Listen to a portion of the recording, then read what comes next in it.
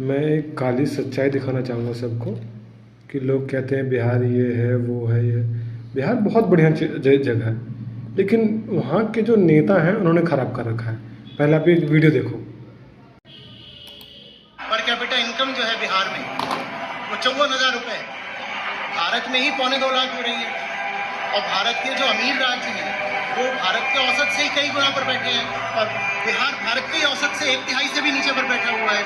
पर इसकी बात आपको कहीं सुनाई नहीं दे रही है। इसकी जगह तमाम तरह के समीकरण कैसे बन रहे हैं, कौन सी जाति किस पर हावी पड़ने वाली है, रिजर्व सीट से जनरल कैटेगरी का कैंडिडेट खड़ा हो रहा है, कौन आगे बढ़ रहा है, कौन पीछे जा रहा है, जैसे तमाशा हो। हाँ, किसका गठबंधन किसके साथ बैठ रहा है, जैसे बिल्कुल एक सर्कस चल रहा है। इस सर्कस से मैं बहुत उम्मीद रखता नहीं हूँ।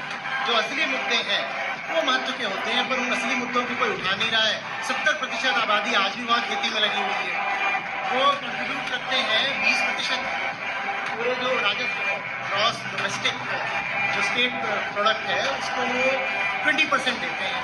तो सोचिए उनकी पर कैपिटा इनकम कितनी होगी जब राज्य की कुल 54,000 है, माने राज्य की 4,500 है। तो जो वहाँ जो गरीब किसान है उसकी कितनी होगी आप ये सोचिए। उसकी कोई बात नहीं हो रही। 40% गाँव में अभी भी सड़कें नहीं हैं, उसकी भी बात नहीं हो रही है। खेती इतनी डिपेंडेंट है वहाँ पर भी मानसून पर, इतनी सारी जनता डिपेंडेंट है अभी खेती पर या एग्रीकल्चर पर इरिगेशन नहीं है। ये बातें भी नहीं हो रही हैं। महिलाओं की हालत ये है कि फीमेल लेबर फोर्स पार्टिसिपेशन 5% है, जो कि दुनिया को छोड़िए भारत से ही बहुत कम है। सब लगभग एक जैसी बात कर रही हैं। तो मैं अधिक से अधिक यही कह सकता हूँ कि अपने अपने क्षेत्र में देख लो, जो कम बुरा लगता हो उसको दे लो वोट। पर कैपिटा आपने वीडियो तो देखा ही होगा, आपको क्या लगता है?